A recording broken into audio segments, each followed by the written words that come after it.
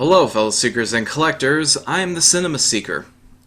Venom: Let There Be Carnage is the sequel to the surprise hit released in 2018. Venom continues the story of Eddie Brock and his life with the living symbiote Venom. However, a serial killer named Cletus Cassidy is making Eddie's life difficult, as Cletus now has a symbiote of his own named Carnage. It's up to Eddie to defeat Carnage and save the day again. The first Venom film was interesting. It made a lot of money, but the reception was mixed. I think for many, they enjoyed the bits with Eddie and Venom, but everything else was where the points of contention were brought up. I don't want to go into too much detail, as one day I want to do a full in-depth review of it. But to sum up, the first Venom film was a mixed bag. Eddie and Venom carried the film with their dynamic, but the villain was absolutely boring and wasted, especially since they got a very talented actor. As well, the main love interest, Anne, was pretty bland as well. Again, another talented individual wasted on a one-dimensional character. It's not the worst comic book movie ever made, but it wasn't good either. Now we have Venom 2, which boasts a completely new director and new writers. So did this change help the film? Actually, yes, it did. Venom is a massive improvement over the first movie. Many of the problems that plagued the first have been improved. But that being said, it's not perfect either. It's not bad, it's actually good. I think there's some stuff that still needs work. The best place to start with the positives is the villain Carnage. He is a great villain and is very entertaining to watch. They really take advantage of actor Woody Harrelson and manages to be fun to watch and intimidating at the same time. His acting in this film is really good. There's also a second villain in the form of Shriek.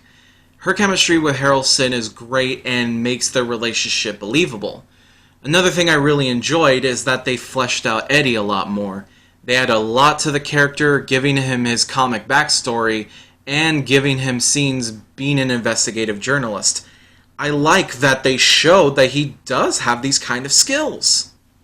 A big improvement comes in the technical design. The film's mise-en-scène is way better. The last film used so many bland colors and looked visually uninteresting. It just looked like another Sony production. But in the second one, they really make use of different camera angles and made the film look unique compared to the other comic book movies out there. Especially loved the at times gothic look of many scenes. The Ravencroft and Cathedral scenes highlight this the most, giving these places a very haunting feeling. I liked that they played with a bit of a horror feel. The main story feels like a horror film plot, but with a superhero edge. I have to give a lot of credit to Andy Serkis for taking over as director, and Tom Hardy for taking over as one of the writers for the film. They did a great job, and you can tell they had a passion for this film. While this movie is good and a huge improvement, I think there's some stuff to improve. Anne is the one who did not receive an improvement. She's still just the ex-girlfriend character. She does have a funny moment with Venom, but I feel like her character just doesn't have as many great moments like everyone else. I mean, even Dan gets a great moment. If you've seen the movie, you know what I'm talking about.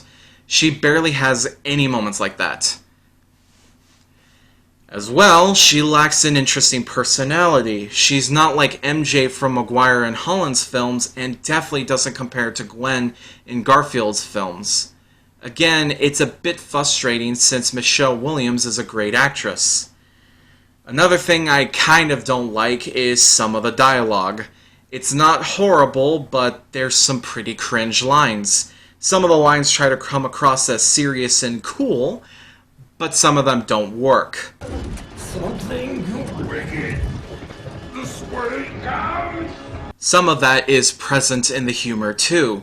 Most of the jokes work, but there's a few that leave a lot to be desired. This doesn't destroy the film, but I think it's worth mentioning. I really wish these films were R-rated. This one I feel like would have benefited from being a hard R. Carnage could have really lived up to his name. I get it. Because they want to have MCU audiences watch these films too. But Logan and Deadpool did well with an R rating. I feel like it would elevate the film and make it feel like its own thing. The amount of beheadings and killings that go on and barely any blood kind of breaks the immersion to some degree. Quick minor little tangent, but it's something I do want to point out that I did enjoy and I wish a lot more comic book films would do. They made a reference to the iconic tagline for Venom, Venom the Lethal Protector. Eddie says, "Oh, that's so 80s," but then later embraces the title and Venom loves the line.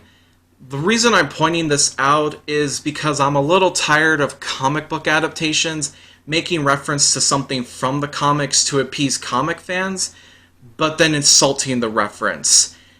It was refreshing to see a comic film actually embrace the comics and not feel like they have to put down the source material to appear mature. We had a film with a talking raccoon and a talking tree make money at the box office. Stop acting like comics are too silly for mainstream audiences. Venom Let There Be Carnage manages to be a fun experience and improves on some of the bad parts of the first, leading to a sequel that is better than the first. The performances are just as good.